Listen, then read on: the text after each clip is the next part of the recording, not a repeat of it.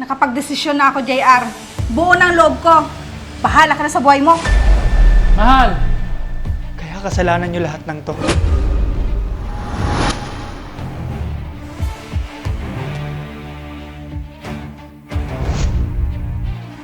Ruby, sino tong kasama mo?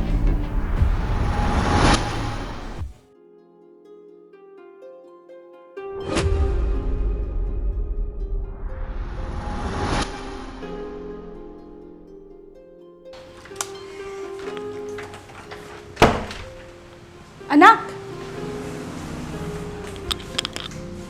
Nakainom ka yata. Konti lang, Nay. Ayos lang ako. Sa susunod, huwag mong sobra ng pag-inom, anak. Baka mapano ka pa sa daan. Hayaan niyo na kasi ako. Matanda na ako, pinapakailaman niyo pa rin ako. Kanina pa kasi kita hinihintay, anak, para may kasabay ako. Pwede ba, Nay? Pwede naman kayo kumain mag-isa kahit wala ako Ngayon niyo pa talaga naisip yan, Nay? Wala na, Nay. Huli na ang lahat para sa mga bagay na ganyan. Bakit ka ba ganyan sa akin, anak? Wala kayong alam?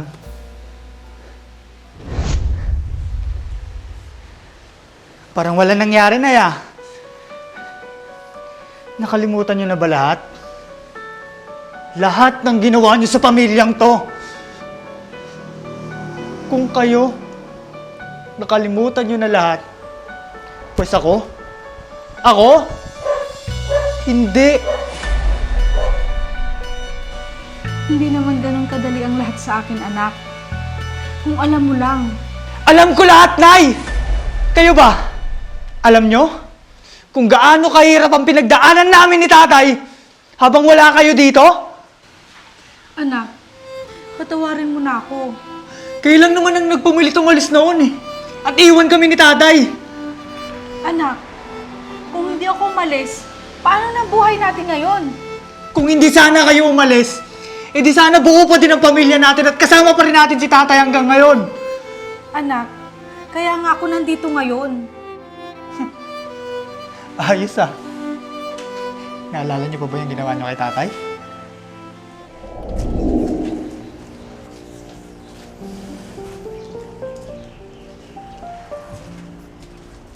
Brian, anak. Mukhang busy ka ata. Hindi naman, Tay. Nililinisan ko lang itong binigay niyo sa aking motor. Ikaw talaga, anak. Lahat ng binibigay niyo sa akin, Tay, iniingatan ko po. Hayaan mo, anak. Pag nakaipon si tatay, kotse nang bibilin natin. Naku, Tay. Ako na lang po ang bibili para sa atin pag may trabaho na ako. Sana, meron pa ako sa panahon na yun, anak. Naku, Tay. Bata pa po kayo, no? Hindi natin na lamang panahon, anak. Kaya dapat, lagi tayong masaya sa buhay. Sus, si Tatay talaga. Basta magkasama tayo, Tay, wala nang masasaya pa doon. Tay, pakiangat nga dyan, Tay. Sige, Para anak. malinisan ko yung gulong. Yan.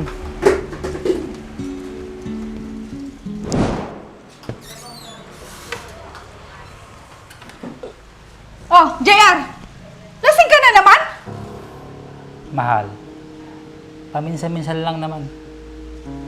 Nawalan ka na nga ng trabaho, ganyan ka pa? Kung sana naghanap ka ng trabaho, edi matutuwa pa ako. Mahal. Huwag kang mag-alala. Masipag naman ako. Tsaka, hindi ko kayo pababayaan ng anak natin. Mabuti pang ibang asawa na bibili lahat ng mga gusto nila. Samantalang ako hindi. Huwag kang mag-alala, mahal. Pagdating ng araw, mangyayari din yun. Kailan pa? Kung kailan matanda na tayo? Ganun ba? Mahal, huwag kang magsalita ng ganyan. Mas mabuti pa siguro, mag-abroad na lang ako at maghiwalay na tayo. Huwag ka nga magsalita ng ganyan, mahal. May anak tayo. Matagal ko nang pinag-isipan to, JR. Mas makakabuti sa atin ang maghiwalay. Mahal, baka pwede natin ayusin to. Pag-usapan natin. Nakapagdesisyon na ako, JR. Buo ng loob ko. Bahala ka na sa buhay mo. Mahal!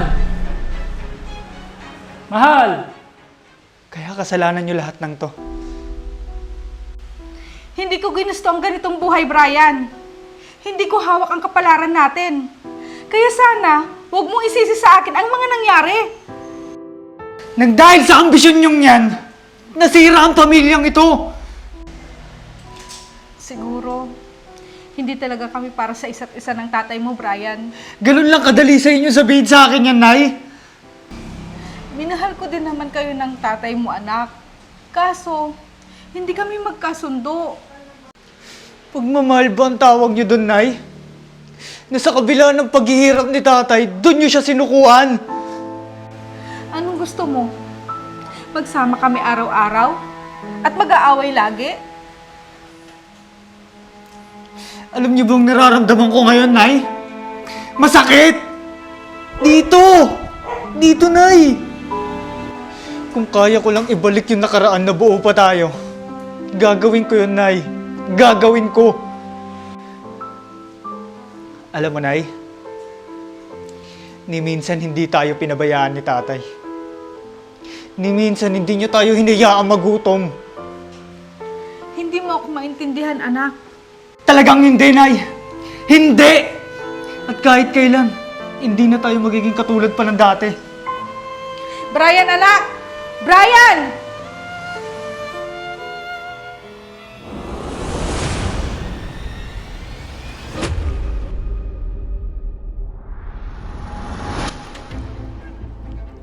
Miss, ayos ka lang ba? Nahihilo ako. Tara, hospital. Dalhin kita. Doon, tumayo ka. Doon. Tara, bilis. Upo ka muna.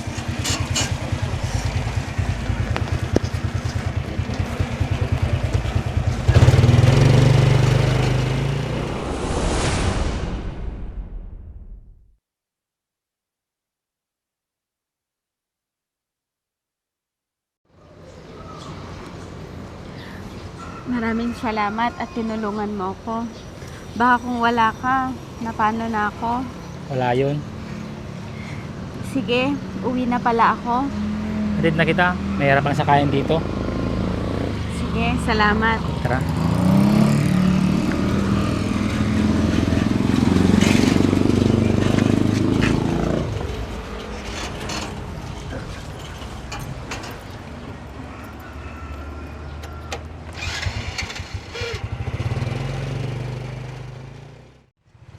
Dito na ako.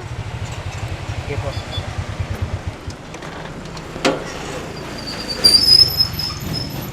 Maraming salamat.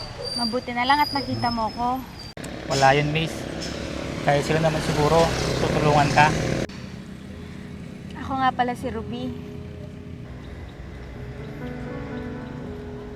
Ako nga pala si JR. Taga rito ka rin ba, JR? Hindi. Diyan lang sa kabilang barangay. Ah, ganun ba? O sige, alis na ako. Baka mamaya hinahanap na ako ng asawa ko. Ah, may asawa ka na? Oo, at may isang anak. Ikaw? Anak lang meron ako. Yung asawa ko, hiwalay na kami. Ganun ba? Sorry ha.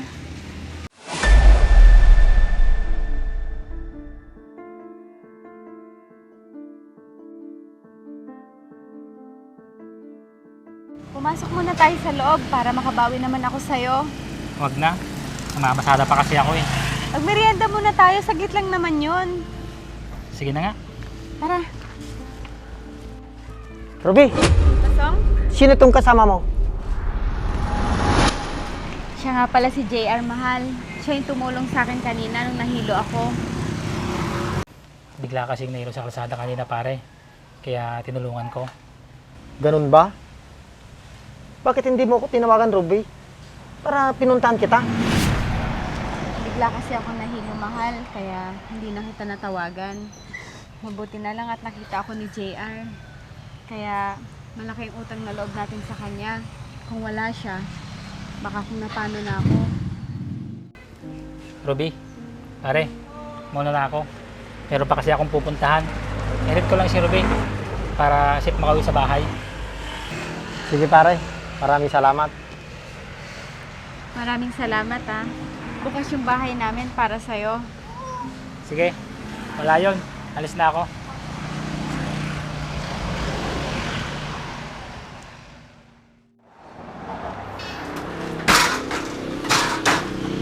Masong, Mukhang bis na bis ka. may kukunin lang ako sa munisipyo. Yung mga inaayos nating papeles para sa negosyo natin. Ganun ba? Gusto mo samahan kita? Naku, wag na. Hindi ba mamamasyal tayo nila Raisel mamaya? Oo nga pala. Linggo ngayon. Sisimba tayo. Oo, kaya dito ka na lang sa bahay. Magpahinga ka muna. Hindi kasi ako sanay na walang ginagawa, Ruby. Huwag ka mag-alala. Malapit na may tayo yung negosyo natin. Hindi na nga ako makapaghintay para may pinagkakabalan naman ako. Kaya nga inaayos ko na para makapagsimula na tayo ng negosyo. Sige, sigurado ka ha? Ayaw mong magpasama sa akin. Hindi na. Uuwi din naman ako agad pagkatapos kong ayusin to. Umuwi ka kaagad. Baka may makakita sa'yo. Gawin ka pa nila sa akin. Tigilan mo nga ako, Masong. Wala kang dapat pagsilosan. Loyal kaya yung asawa mo. Dapat lang. Akin ka lang. At wala nang pwedeng magmay-ari sa'yo. Ikaw talaga, ang drama mo. Sige na nga, alis na ako. O, sige, mag-iingat ka. Sige. Kiss ko muna. Mamaya na, Masong, ikaw talaga. Sabi mo yan ha. Oo na, sige na.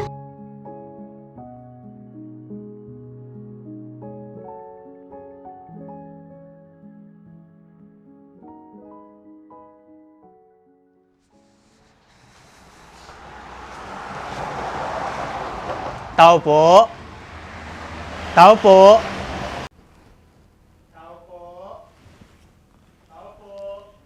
May tao yata, mahal. Ako na, mahal. Magpahinga ka na lang muna dito. Sige, mahal.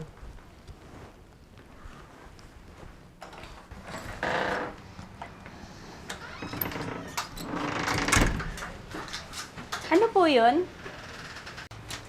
Mano po, tita?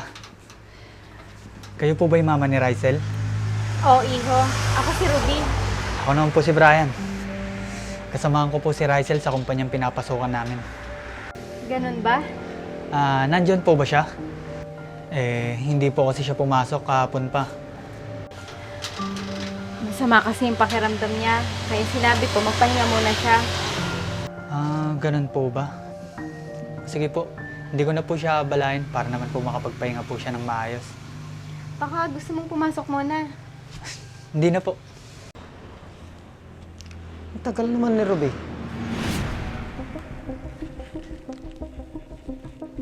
Sige po, tita. Alis na po ako. Kinagagalak ko po kayo makilala. Ako din, iho. Sige, mag-iingat ka ha. Salamat po.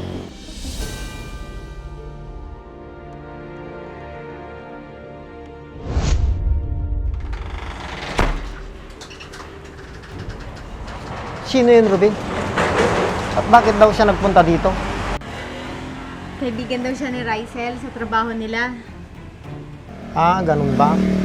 Baka naliligaw na yun sa anak natin. Hindi mo na pwede. Bakit naman mahal? Nasa wastong gulang naman na yung anak natin. At isa pa, mukha naman mabait yung bata. At magaan yung loob ko sa kanya. Mahirap na. Babae yung anak natin. Baka mag-asawa bigla. Ikaw talaga, parang hindi ka dumaan sa pagkabata. Siyempre, babae yung anak natin.